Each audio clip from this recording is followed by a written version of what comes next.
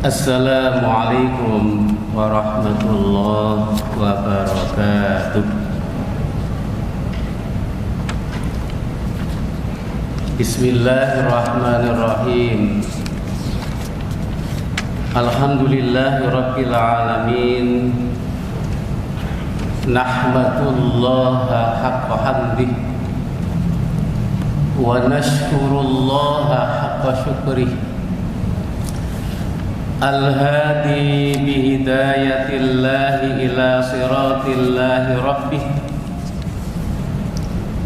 Ashhadu an la ilaha illallah wahdahu la syarika lah. Wa ashhadu anna Muhammadan abduhu wa rasuluh. Allahumma salli ala Muhammad wa ala alihi wa ashabihi wa sallam. Rabbi shrah li sadri wa yassir li amri wahlul 'uqdatam min lisani yafqahu qawli bi rahmatika ya arhamar rahimin. Wa qala Allah ta'ala fil Qur'anil 'azim. A'udzu billahi minasy syaithanir rajim. Bismillahirrahmanirrahim. Ya ayyuhalladzina amanu taqullaha wal tanzur nafsum lighad wattaqullah innallaha khabirum bima ta'malun. Shadaqallahul azim.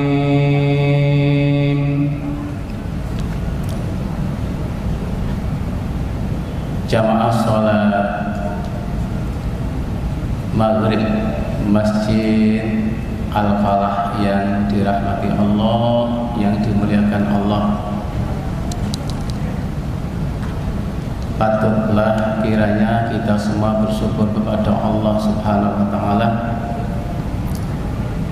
bi qaulihi alhamdulillahi rabbil alamin. Alhamdulillah, kita semua masih diberi panjang umur. Betapa banyak teman-teman kita, saudara kita yang sudah lebih dulu berangkat menghadap kepada Allah Subhanahu wa taala. Ketika saat ini kita masih diberi panjang umur, tentu harapannya adalah kita manfaatkan untuk lebih banyak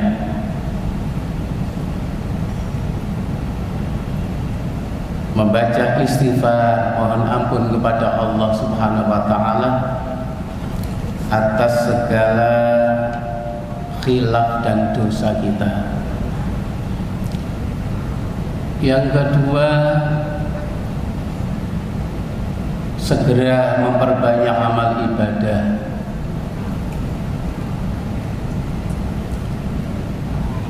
Dengan bertambahnya umur kita, maka hendaklah kita tambah pula amal ibadah kita. Di samping amalan-amalan yang wajib, lebih-lebih amalan yang sunnah. Dengan bertambahnya umur, pahala kita tambah, dosa kita kurangi.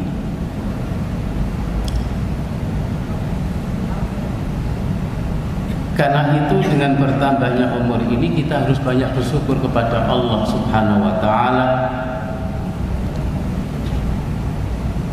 Karena dengan bertambahnya umur kita ini, maka bertambah pula kenikmatan-kenikmatan yang Allah berikan kepada kita semuanya. Mudah-mudahan kita semua menjadi hamba-hamba Allah yang pandai bersyukur. Amin. Allahumma amin.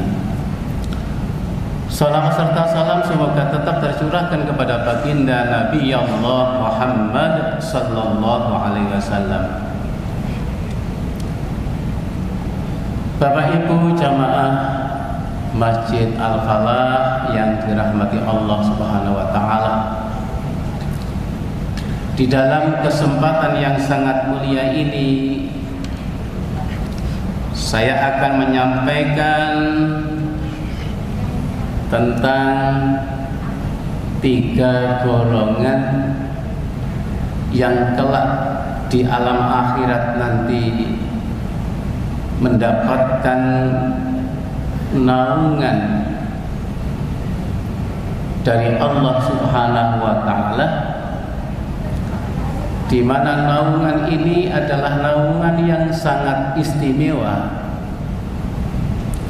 Naungan yang sangat istimewa di tempat yang sangat istimewa, dan naungan yang sangat istimewa ini diberikan kepada orang-orang yang oleh Allah dianggap orang-orang yang istimewa pula.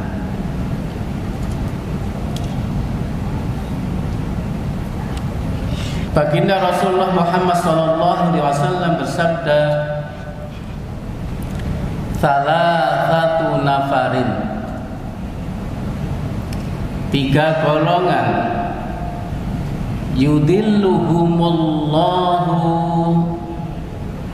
yang akan dinaungi oleh Allah Subhanahu wa taala tahta dhilli arsyihi, di bawah arasy-Nya Allah Subhanahu wa taala.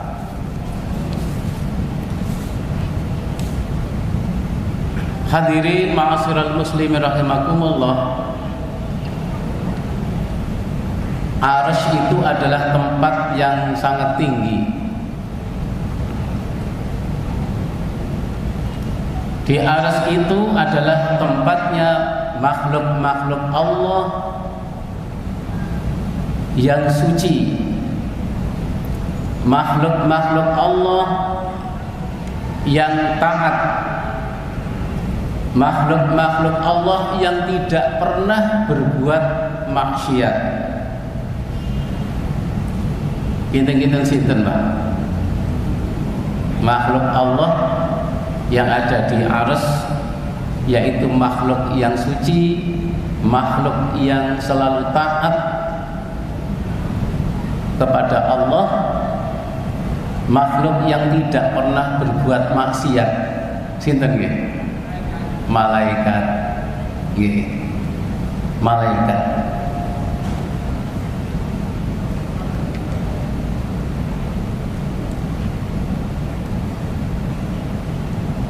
Berjuta-juta para malaikat itu ada di arasy. Apa perlunya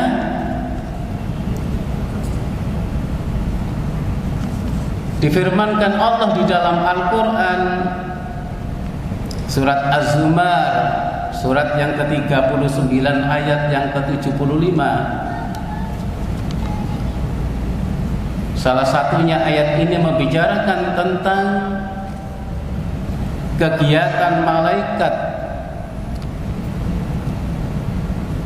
yang ada di arasy-Nya Allah itu. A'udzu billahi minasyaitonir rajim. Wa taral malaikata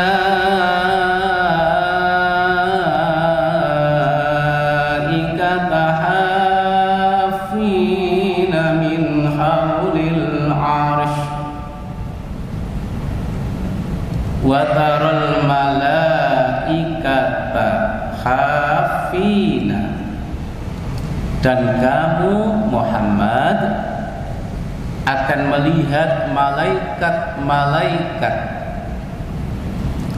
min haulil arsh, melingkar di sekeliling arsh. Jutaan malaikat itu di antaranya ada yang membuat lingkaran-lingkaran di arshnya Allah. Lalu para malaikat yang membuat lingkaran-lingkaran itu apa perlunya, apa yang dikerjakannya? Di ayat ini dijelaskan yusabbihuna bihamdi rabbihim. Mereka para malaikat itu bertasbih sambil memuji-muji Tuhannya, Tuhan mereka, Tuhannya malaikat, yaitu Allah. Wa qudiya bainahum bil haqq, dan diberi putusan di antara hamba-hamba Allah dengan adil. Hadirin ma'asyiral muslimin rahimakumullah. Lalu di atasnya arsy. Kalau di arsy, maka tempat malaikat berjuta-juta para malaikat di arsy.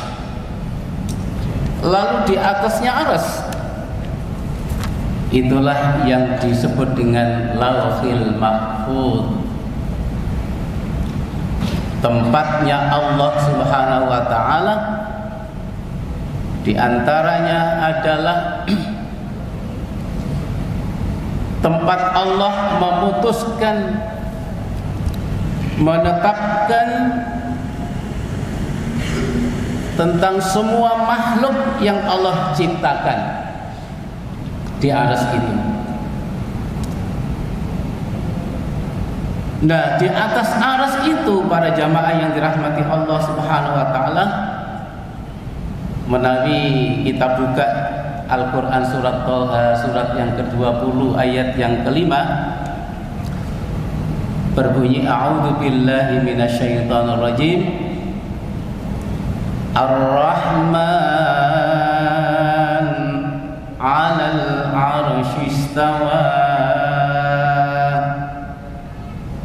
Ar-Rahman, dia Allah zat yang maha pengasih, dia Allah zat yang maha pemurah. Alal arsy istawa, di atas arsy. Istawa, Allah bersemayam. Allah bersemayam. Di dalam Al-Quran surat yang lain, yaitu surat Yunus surat yang ke-10 ayat yang ketiga, Allah berfirman, Inna rabbakumullah, sesungguhnya Tuhanmu adalah Allah, alladzi khalaqas samawati wal ardh, yang telah menciptakan langit dan bumi, fi sittati ayyamin, dalam 6 masa. Tsumma stawa 'alal 'arsy, kemudian dia Allah bersemayam di atas arsy. Lalu mengapa Allah itu di atas arsy? Dilanjutkan dalam ayat ini, yudabbirul amri, Allah di arsy mengendalikan, mengatur seluruh aktivitas makhluknya tanpa kecuali. Subhanallah. Hadirin ma'asyiral muslimin rahimakumullah, di atasnya arsy, Lauhil Mahfuz, tempat Allah bersemayam mengurus seluruh makhluknya. Di arsy adalah tempatnya makhluk Allah yang suci, yang taat kepada Allah, tidak pernah berbuat maksiat, lalu di bawahnya arsy. Di bawahnya arsy adalah di antaranya tempat manusia yang sangat istimewa di hadapan Allah Subhanahu wa ta'ala. Siapa itu orang-orang yang istimewa di hadapan Allah Subhanahu wa ta'ala dan kelak akan mendapatkan naungan di tempat yang sangat istimewa ini di bawah arsy-Nya Allah? Yang pertama, al-mutawaddi'u fil makarihi.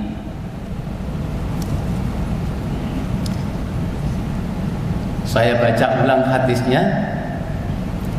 Salah satu nafarin, ada 3 golongan.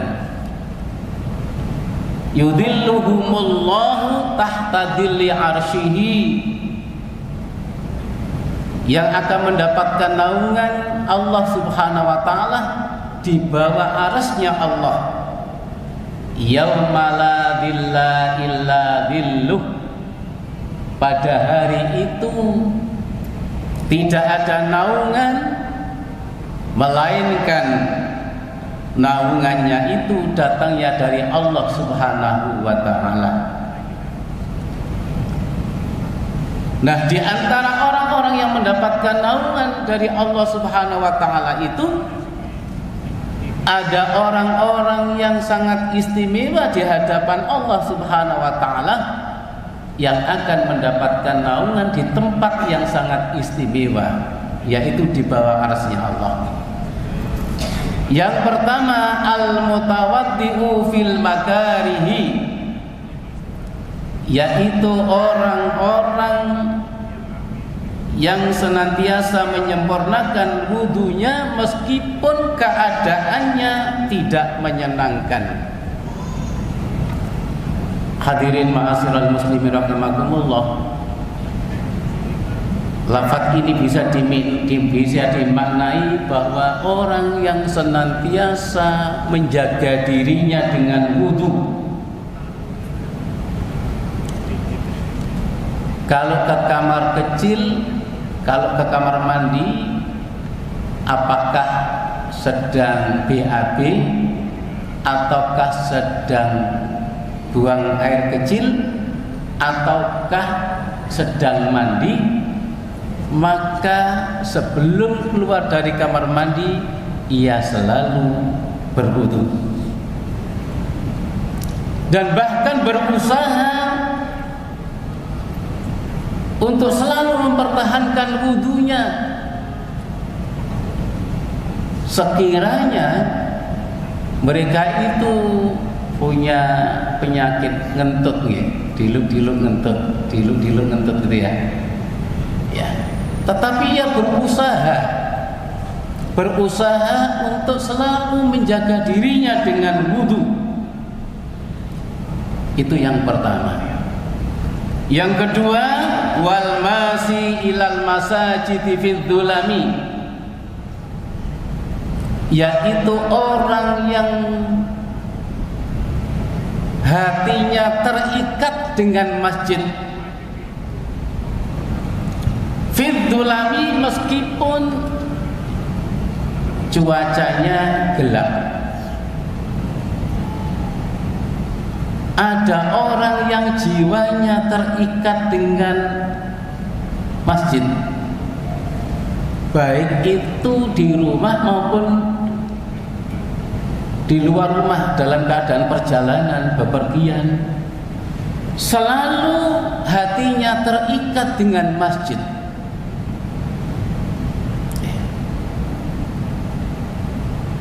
Orang-orang yang hatinya terikat dengan masjid itu, maka mendung bukanlah menjadi halangan. Jangankan mendung, hujan pun tidaklah menjadi halangan. Jangankan hujan, ada orang yang dalam keadaan tunanetra itu setiap 5 waktu Allah mengundangnya, Allah memanggilnya, berkumandang kalimat azan, maka kebutaan matanya itu tidaklah menghalangi untuk memenuhi undangan panggilan Allah Subhanahu wa ta'ala. Sementara tidak sedikit orang-orang yang sehat penglihatannya, maka ternyata mereka yang sehat penglihatannya itu banyak di antara mereka itu dikalahkan dengan orang-orang yang justru penglihatannya matanya buta.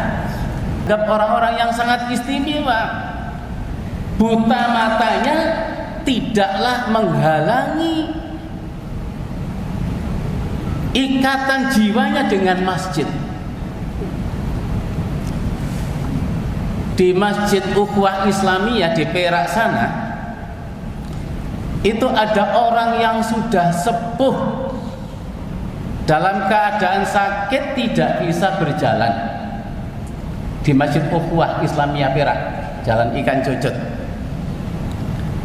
itu ada kondisi yang seperti itu, maka tidaklah menjadi halangan untuk memenuhi panggilan Allah, terutama sholat Jumu'ah. Sehingga dalam kondisi seperti itu, maka anaknya menggendong ayahnya yang dalam keadaan seperti itu, digendong ke masjid. Orang tuanya yang kondisi seperti itu tidak ingin meninggalkan sholat Jumu'ah. Maka orang-orang yang semacam inilah orang-orang yang sangat istimewa di hadapan Allah Subhanahu wa ta'ala.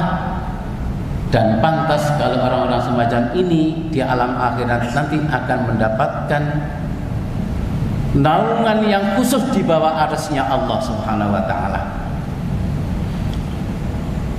Di Masjid Nurul Jannah Petrokimia Gresik, kalau tadi orang tua digendong sama anaknya, maka kalau di Masjid Nurul Jannah Petrokimia Gresik itu ada seorang anak yang sudah jejaka dan sudah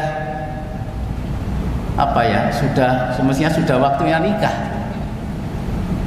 Kedua kakinya lumpuh, tetapi orang tuanya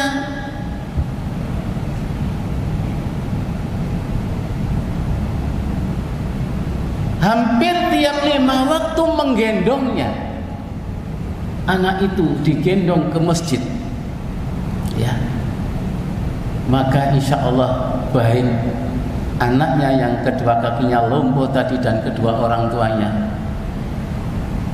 kelak di alam akhirat nanti akan mendapatkan perlindungan, naungan khusus di bawah arsy-Nya Allah Subhanahu wa ta'ala.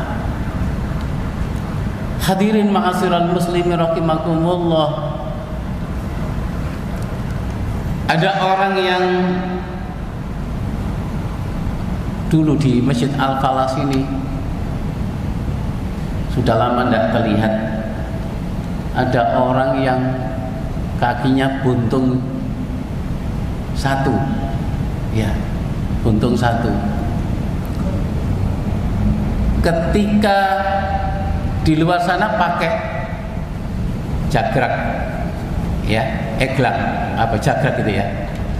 Lalu kemudian setelah masuk disandarkan di dinding sana. Lalu kemudian saya perhatikan orang ini masih muda waktu itu. Jalannya dengan satu kaki ini loncat-loncat sampai ke sop yang depan. Lalu kemudian sholat dengan berdiri. Saya bertanya-tanya dalam hati saya ketika melihat adegan orang yang hanya punya satu kaki ini, ya, meloncat-loncat menuju sop ke depan, ini nanti rukuknya seperti apa ya, sujudnya seperti apa ya. Subhanallah, ternyata rukuk dan sujudnya tidaklah menjadi kendala sekalipun sholat dalam keadaan hanya punya satu kaki dan tetap berdiri. Sudah meninggal. Innalillahi wa inna ilaihi raji'un. Allahumma ighfir lahu warhamhu wa'afihi wa'fu anhu. Ya. Ternyata ada yang tanggap yang saya ceritakan ini. Beda lagi ketika berada di Masjid Syuhada, kompleks perguruan Muhammadiyah Gadung, ada orang yang sholat itu kakinya pada saat berdiri rukuk tidak ada masalah, tetapi ketika sujud maka pada saat sujud kakinya berada di belakang begini, pada saat duduk iftirah kakinya di depan begini. Ya, nah, mungkin ada yang kenal namanya Pak Yusuf Flora. Itu seringkali saya perhatikan anak-anak saya jahil yang anak-anak SMA itu loh nak, seperti itu kakinya tidaklah menjadi penghalang untuk memenuhi panggilan Allah, undangan Allah untuk melaksanakan sholat 5 waktu. Hadirin ma'asyiral muslimin rahimakumullah, maka pantaslah orang-orang semacam ini ya mendapatkan pelindungan khusus istimewa di hadapan Allah SWT di tempat yang sangat istimewa. Yang ketiga, wa mut'imul ja'i'i, orang yang mendapatkan naungan khusus di bawah arsy-Nya Allah nanti di alam akhirat, yaitu yang ketiga, wa mut'imul ja'i'i, orang yang senang memberi makan terhadap orang-orang yang sedang kelaparan. Hadirin ma'asyiral muslimin rahimakumullah, orang yang senang memberi makan kepada sesamanya itu bukan karena faktor mereka itu orang yang cukup, orang yang mampu, orang yang kaya, tidak.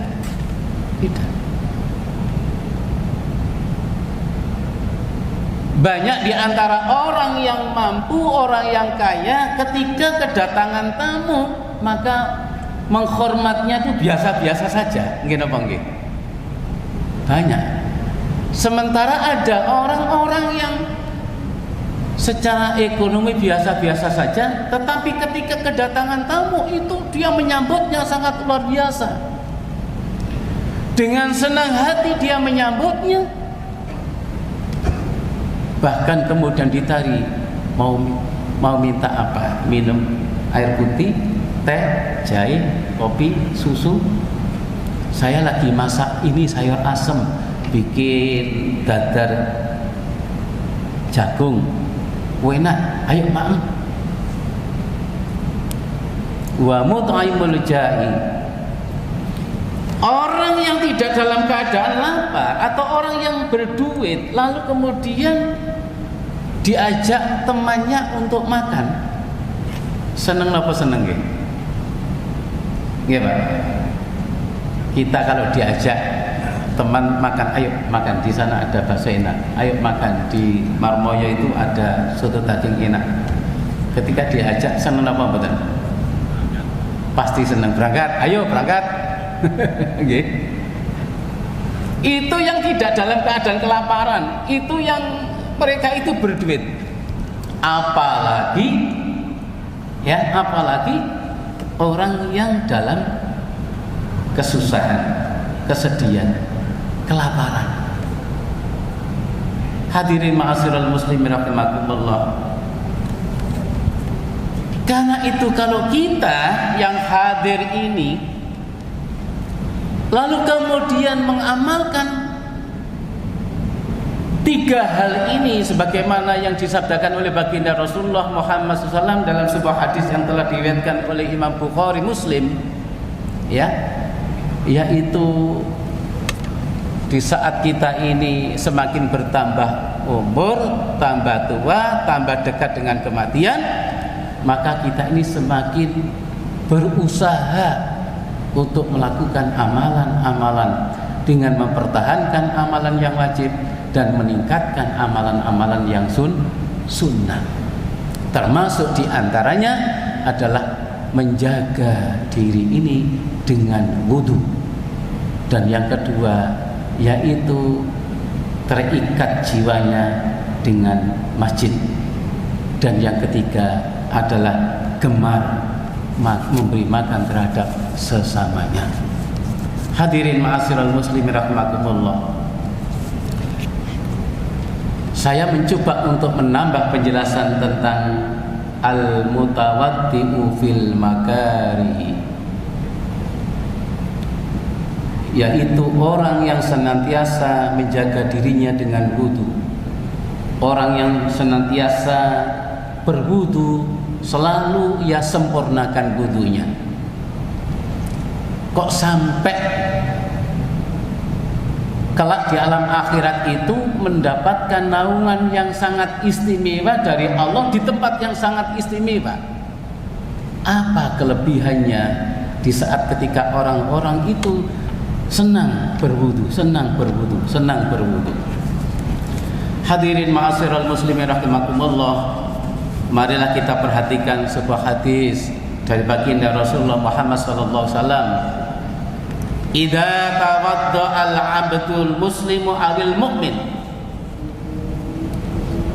bila seorang muslim berwudu atau orang mukmin yang berwudu, maka faghasala wajhahu, ketika membasuh, saat membasuh mukanya dengan air itu, kharaja min wajhihi, maka Allah mengeluarkanlah dari wajahnya itu kullu khati'atin nadhara ilaiha bi'ainaihi ma'al ma' aw ma'a akhiri qadril ma'. Pada saat menyiram air wudu ke wajah ini, maka kata baginda Rasulullah, semua dosa-dosa yang pernah dilakukannya itu, yaitu dilakukan mata, bi'aina ini, dengan kedua matanya ini, maka dosa-dosa itu akan berguguran keluar dan berguguran jatuh ma'al ma', bersama air, au ma'a akhiri qatril ma', sampai pada tetesan yang air yang terakhir itu tetap membersihkan dosa-dosa mata.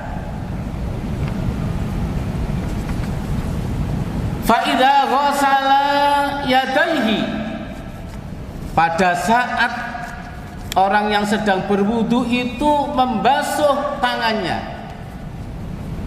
ketika membasuh kedua tangannya, kharaja min yadayhi kullu khati'atin kana batashadha yadahu ma'al ma',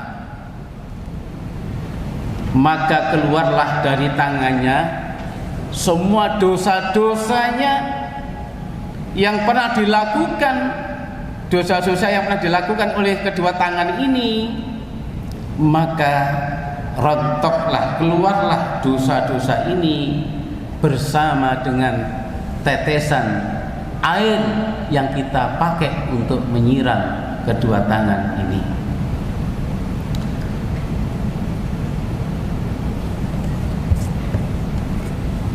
Fa idza ghassala rijlaihi kharajat kullu khati'atin masyadha rijlahu ma'al ma'. Ketika membasuh kaki, jadi kita yang pada saat berwudu itu kemudian membasuh kaki kita, kharajat kullu khati'atin masadha rijlahu ma'al ma', maka keluarlah semua dosa-dosa ya yang dijalani oleh kaki ini bersama dengan tetesan air ya yang kita siramkan ke dalam kedua kaki kita ini. Begitu pula sampai pada anggota ya badan yang harus kita basuh di saat wudu. Hadirin ma'asyiral muslimin rahimakumullah, kita ini memang manusia yang tidak lepas dari banyak dosa. Ya. Contoh sebentar lagi ini ya. Contoh adalah danbun ain, danbu ainin. Dosa disebabkan oleh mata, ya. Atau bisa disebut zina ain, zina mata. Ada kalanya di antara kita itu memandang lawan jenis dengan pandangan yang apa, Pak, Bu? Pandangan yang syahwat, nafsu, pandangan yang dengan syahwat, pandangan dengan nafsu, ya. Bahkan ada yang berlama-lama menikmati melihat wajah dan tubuh lawan jenisnya, ya. Apalagi jika melihatnya sampai melotot, sampai ngetutno, kemudian terbayang-bayang ketika sampai pada saat ia berpisah. Ada enggak orang yang modelnya seperti itu? Ada enggak? Pasti ada, nggih. Maka untuk menghapusnya itu adalah dengan berwudu, ya. Dengan berwudu. Masya Allah, luar biasa, nggih. Makanya kita ini hampir susah mengendalikan pandangan mata kita ini dari dosa-dosa mata, ya. Agar kita ini, dosa-dosa mata kita ini segera terhapus, maka sering-seringlah berwudu, ya. Hadirin ma'asyiral muslimin rahimakumullah. Berikutnya adalah dambu famin. Nah, ini satu lagi, ya. Ini yang terakhir. Dambu famin, yaitu dosa mulut. Ketika membicarakan lawan jenis yang diikuti dengan perasaan senang, atau kadangkala ucapan-ucapan yang tersampaikan kepada orang lain, aku seneng nang awakmu, aku, ya, dengan ada syahwat nafsu, ya, itu termasuk dosa, termasuk gosok, ya. Maka dengan cara berwudu itulah cara menghapus dosa-dosa lisan kita. Termasuk wudu itu bisa menghapus dosa-dosa telinga kita. Termasuk wudu itu bisa menghapus dosa-dosa pikiran kita. Termasuk wudu itu bisa menghapus hati kita. Dan termasuk wudu itu bisa menghapus dosa-dosa kaki kita, ya. Ada kalanya kaki itu dipakai jalan ke tempat-tempat yang justru mendatangkan nafsu syahwat. Ada enggak seperti itu, nggih? Nah, nggih. Hati-hati, nggih. Mudah-mudahan kita semua nanti di alam akhirat mendapatkan naungan yang khusus di tempat arasnya Allah Subhanahu wa taala. Tentunya 3 hal yang disampaikan oleh baginda Rasulullah Muhammad SAW, yaitu yang pertama al-mutawaddi'u fil makarihi, selalu menjaga dirinya dengan wudu yang sempurna. Yang kedua, mengikatkan jiwa kita dengan masjid, lebih-lebih pada saat Allah memanggilnya 5 waktu, okay? Dan yang ketiga, wa mut'imul ja'i, orang yang gemar memberi makan terhadap sesamanya, bisa diterjemahkan orang yang gemar berinfak dan bersedekah, ya. Kalau bisa diadakan setiap hari, ya. Mudah-mudahan apa yang kami sampaikan ini bermanfaat untuk kita semuanya, wabil khusus termasuk untuk diri saya sendiri. Dan marilah kita akhiri dengan bacaan hamdalah. Alhamdulillahirabbil alamin. Subhanakallahumma bihamdik, asyhadu an la ilaha illa anta, astaghfiruka wa atubu ilaik. Kurang lebihnya mohon maaf. Assalamualaikum warahmatullahi wabarakatuh.